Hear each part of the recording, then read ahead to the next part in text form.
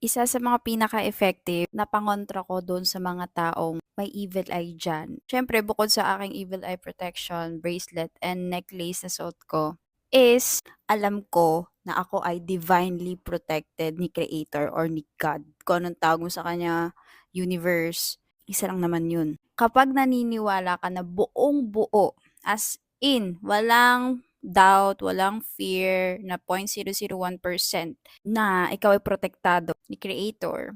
Kahit anong gawin nila sa'yo, siraan ka nila, higitin ka nila bababa, gayahin ka nila, lokohin ka nila, gaguhin ka nila, kopyahin ka nila, yung identity mo, agawin sa'yo, yung mga bagay na pag-aari mo, or mag-wish ng downfall mo. Lahat ng yon babalik sa kanila.